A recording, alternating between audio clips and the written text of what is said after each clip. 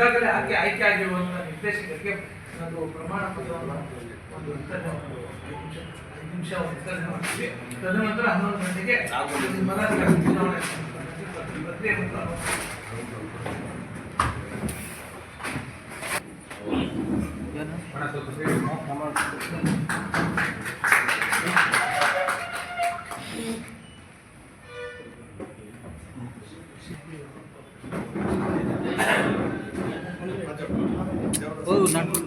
ನಾರಾಯಣ ಸ್ವಾಮಿ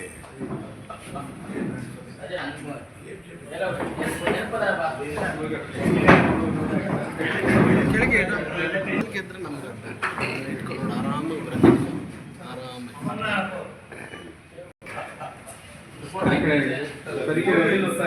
shape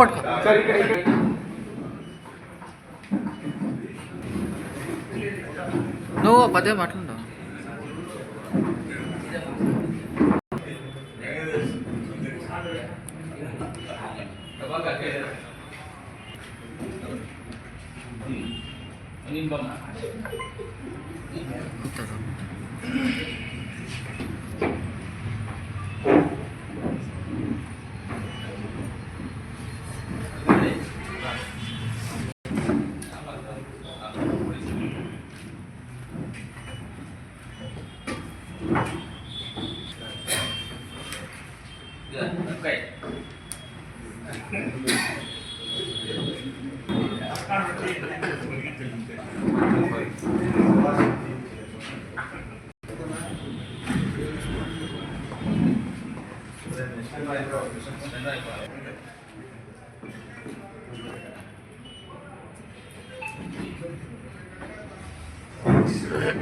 ನಾವು ಹಿಂದೆ ಸರಿದಿದ್ದೀವಿ ಅಂತ ಹೇಳ್ತಿದ್ರು. ಈ ರೀತಿ ಆಗಿದೆ ಸರ್.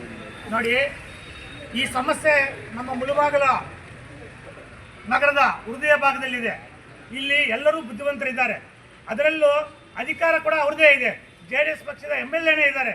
ಅವರೇ MLA ಇದ್ದಾಗ ಅದು ಯಾವ ರೀತಿ ನಡೆಯುತ್ತೆ ಅಂತ ನೀವೇ ಅರ್ಥ ಮಾಡ್ಕೋಬೇಕು. ಅಂಥದ್ದೇನೂ ಇಲ್ಲ. ಎಲ್ಲರೂ ಎಲ್ಲ ರೀತಿಯೂ ಒಳ್ಳೆಯದಾಗಿ ಆಗಿದೆ.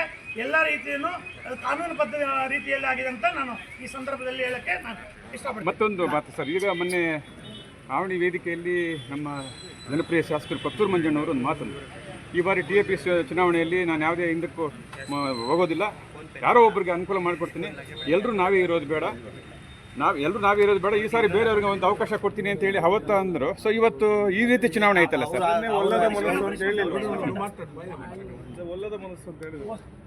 ಇದಕ್ಕೆ ಹೇಳಿ ಸರ್. ಮಂಜಣ್ಣ ರಾಮಲಿಂಗೇಶ್ವರ ದೇವಸ್ಥಾನಕ್ಕೆ ನಾವು ಮೆರವಣಿಗೆ ಹೋದಾಗ ಆ ಸಂದರ್ಭದಲ್ಲಿ ಹೇಳಿದ್ದು ನಿಜ.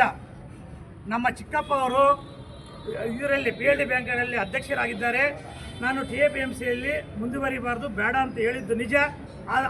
ಅದು ಹೇಳಿದಾಗ ನಾನು ಕೂಡ ಪಕ್ಕದಲ್ಲಿದ್ದೆ. ಅದು ಹೇಳಿದ್ದು ನಿಜ. ಆದರೆ ಇವತ್ತು ಅವರಿಗೆ 1% ಕೂಡ ಇಷ್ಟ ಇಲ್ಲ, ಏನು ಇಲ್ಲಿ ಅಧ್ಯಕ್ಷರಾಗಬೇಕು ಅಂತ. ನಮಗೆ 3 ದಿನ ಸತತವಾಗಿ ನಾವು ನಮ್ಮ ಕಾಂಗ್ರೆಸ್ ಪಕ್ಷದ ಎಲ್ಲ ಮುಖಂಡರು ಸೇರಿಕೊಂಡು ನಾವು ಒಂದೇ ಒಂದು ಉದ್ದೇಶ ಏನಂದರೆ, ನಮಗೆ ಮುಳಬಾಗಿಲು ತಾಲೂಕಿನ ಜನತೆಗೆ ಒಳ್ಳೆಯದಾಗಬೇಕು ಅಂತ, ಆಮೇಲೆ ಈ ಸಮಸ್ಯೆ ಒಳ್ಳೆಯ ರೀತಿಯಲ್ಲಿ ಮುಂದುವರಿಯಬೇಕು ಅಂತ ಒಂದೇ ಉದ್ದೇಶ. ಅದರಿಂದ ಆಮೇಲೆ ಬಿಲ್ಡಿಂಗ್ಗಳು ಈಗ ಹಳೆಯದಾಗಿದೆ, ನೀವೇ ನೋಡ್ತಾ ಇದ್ದೀರಾ, ಸುತ್ತಲೂ ನೋಡಿ ನೀರು ಸೋರ್ತಾ ಇದೆ. ಆಮೇಲೆ ಮಳೆ ಬಂದರೆ ಸೋರ್ತಾ ಇದೆ. ಬಿಲ್ಡಿಂಗ್ ಆಗಬೇಕಂತಂದರೆ ಈಗ ಸರ್ಕಾರದಲ್ಲಿ ಅವರು ತುಂಬ ಮುಖ್ಯಮಂತ್ರಿ ಜೊತೆಯಲ್ಲಿ ತುಂಬ ಕಮ್ಯುನಿಕೇಷನ್ ಚೆನ್ನಾಗಿದೆ.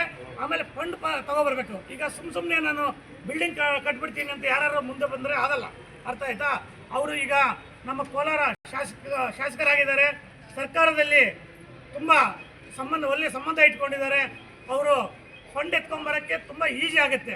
ಅದನ್ನೆಲ್ಲ ದೃಷ್ಟಿಯಲ್ಲಿ ಇಟ್ಕೊಂಡು ಈಗ ನಮಗೇನು ಎಲ್ರಿಗೂ ಒಳ್ಳೇದಾಗಬೇಕು, ತಾಲೂಕಿಗೆ ಒಳ್ಳೇದಾಗಬೇಕು, ತಾಲೂಕಿಗೆ ರೈತರಿಗೆ ಒಳ್ಳೇದಾಗಿದ್ರೆ ನಾವು ಯಾವ ರೀತಿ ಬೇಕಾದರೆ ನಾವು ಅದಕ್ಕೆ ಅಡ್ಜಸ್ಟ್ ಮಾಡ್ಕೋಬೇಕಾಗುತ್ತೆ. ಅದರಿಂದ ನಾವೆಲ್ಲರೂ ನಮ್ಮ ಕಾಂಗ್ರೆಸ್ ಪಕ್ಷದ ಎಲ್ಲ ಮುಖಂಡರು ಹೋಗಿ ಅವರನ್ನು ರಿಕ್ವೆಸ್ಟ್ ಮಾಡ್ಕೊಂಡಿದ್ದೀವಿ. 2 ಬಾರಿ 3 ಬಾರಿ, ಇವತ್ತು 3ನೇ ಬಾರಿ ರಿಕ್ವೆಸ್ಟ್. ಬೆಳಗ್ಗೆ ಎಲ್ಲರೂ ಇಲ್ಲೇ ಇದ್ದಾರೆ, ಬೇಕಾದ್ರೆ ಮುಖಂಡರನ್ನ ಕೇಳ್ಕೊಳ್ಳಿ. ಎಲ್ಲರೂ ಹೋಗಿ ರಿಕ್ವೆಸ್ಟ್ ಮಾಡ್ಕೊಂಡಿದ್ದಕ್ಕೆ ಆಯ್ತಪ್ಪ, ಒಳ್ಳೆದ ಮನಸ್ಸಿನಿಂದ ನಮಗೆ ರೈತರಿಗೆಲ್ಲ ಒಳ್ಳೇದಾಗಂಗಿದ್ರೆ ಆಯಿತು ಅಂತ ಹೇಳ್ಬಿಟ್ಟು, ನೀವು ಹೇಳಿದಂಗೆ ಆಗಲಿ ಅಂತ ಹೇಳ್ಬಿಟ್ಟು ಅವರು ಒಳ್ಳೆಯದ ಮನಸ್ಸಿನಿಂದ ಒಪ್ಕೊಂಡಿದ್ದಾರೆ ಅಂತ ನಾನು ಈ ಸಂದರ್ಭದಲ್ಲಿ ನಾನು ಹೇಳಲಿಕ್ಕೆ ಬಯಸ್ತೀನಿ.